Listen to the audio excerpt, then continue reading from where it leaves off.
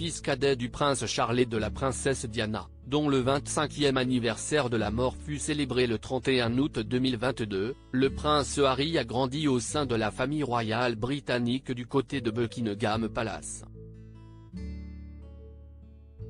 Bien qu'il n'était pas destiné à régner sur l'Angleterre, contrairement à son frère aîné William, le prince Harry était un membre important de la famille de la reine Elisabeth II. S'il s'est fait remarquer durant sa jeunesse à cause de diverses frasques, le petit-fils de la reine d'Angleterre est ensuite rentré dans le droit chemin lorsqu'il a fait la rencontre de l'actrice Meghan Markle. Principalement connue du grand public pour son rôle dans la série Suits, Meghan Markle a décidé de mettre sa carrière de comédienne de côté afin de se concentrer sur son couple avec le prince Harry.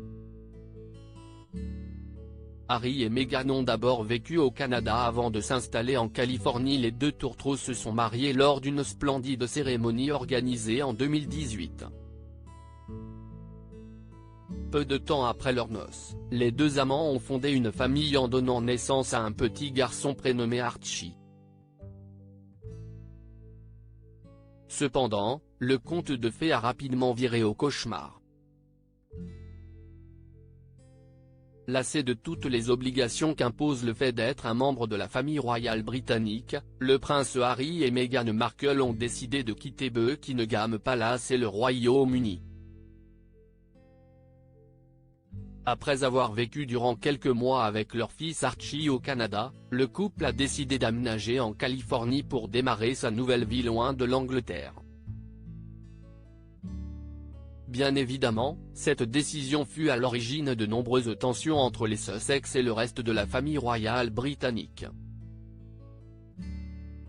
Harry et Meghan sont récemment retournés en Angleterre à l'occasion du jubilé de platine d'Elisabeth II. Par ailleurs, la longue interview que le prince Harry et Meghan Markle ont accordée à la célèbre animatrice américaine Oprah Winfrey n'a rien arrangé. Pour rappel, la comédienne a confié à la présentatrice avoir été victime de racisme de la part de certains membres de la famille royale britannique depuis qu'elle fréquente le prince Harry. Cependant, les relations entre le couple et les Windsor semblent s'être quelque peu apaisées. En effet, ces derniers ont été autorisés à revenir en Angleterre il y a quelques mois, dans le but de célébrer le jubilé de platine de la reine Elisabeth II, qui célébrait ses 70 ans de règne à la tête du Royaume-Uni. Toutefois, ils n'ont pas eu le droit d'aller saluer la foule au balcon de Buckingham Palace comme les autres membres de la famille royale britannique. Meghan et Harry travaillent sur plusieurs projets audiovisuels. Le prince Harry et Meghan Markle ont néanmoins profité de ce voyage en Angleterre pour présenter leur petite fille Lilibet à la reine Elisabeth II. Désormais de retour dans leur maison californienne, les deux tourtereaux vont pouvoir recommencer à travailler sur leurs nombreux projets. Pour mémoire, le prince Harry et Meghan Markle ont lancé leur propre société de production audiovisuelle, grâce à laquelle ils vont créer différents contenus à destination de diverses plateformes de streaming comme Netflix et Spotify par exemple. En parallèle, ils pourront continuer à s'adonner à leurs loisirs habituels tels que le polo, ou bien encore le tennis. Harry et Meghan voulaient utiliser les cours de tennis de leurs voisins ne possédant pas de cours de tennis au sein de leur maison californienne. Le prince Harry et Meghan Markle sont allés toquer chez leurs voisins, afin de savoir s'ils pouvaient éventuellement utiliser les cours de tennis dont ils disposent au sein de leur résidence. Si ces derniers ont tout d'abord accueilli le duc et les duchesses de Sussex à bras ouverts, ils ont rapidement déchanté après avoir pris connaissance d'une demande très osée de la part des parents d'Archie et Lilibet.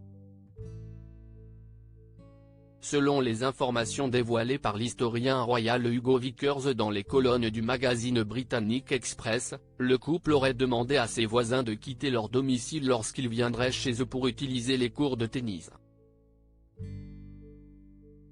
Sans grande surprise, ces derniers n'ont pas accepté les exigences du prince Harry et de Meghan Markle à ce sujet. Harry et Meghan ont acheté leur maison en Californie pour plus de 13 millions d'euros. Toutefois, cette histoire ne date pas d'hier puisque l'historien royal Hugo Vickers précise que cet épisode se serait déroulé au sein de l'ancienne demeure dans laquelle les Sussex vivaient. Ils ont ensuite acheté leur propriété de Montecito pour la bagatelle de 11,4 millions de livres sterling, soit environ 13,26 millions d'euros. En fait, la nouvelle résidence des parents d'Archie et Lilibet est bel et bien dotée d'un court de tennis, contrairement à l'ancienne. Pour mémoire, plusieurs détails concernant la maison californienne du prince Harry et de Meghan Markle ont été dévoilés par l'actrice durant une interview accordée à The Cut Magazine. Par exemple, on sait désormais que le bureau du couple est décoré de 2 fauteuils club en peluche placés côte à côte derrière un seul bureau, faisant face à la pièce comme des trônes.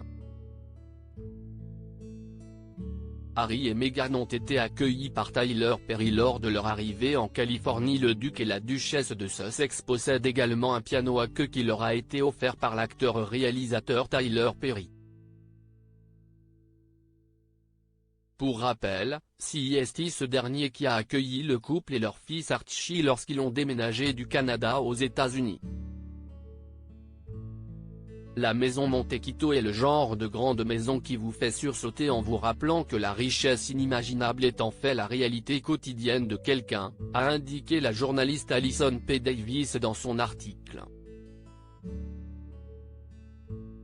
Pour l'anecdote, Meghan Markle et le prince Harry avaient initialement refusé de visiter la maison dans laquelle ils vivent avec leurs enfants aujourd'hui. On regardait dans le coin et cette maison était constamment mise en avant, s'est souvenue la comédienne, avant d'ajouter, nous n'avions pas de travail, nous n'allions pas visiter celle-là. C'est comme quand tu es jeune et que tu fais du lèche-vitrine. Je ne veux pas aller regarder les choses que je n'aille pas les moyens d'acheter. Ça ne fait pas de bien.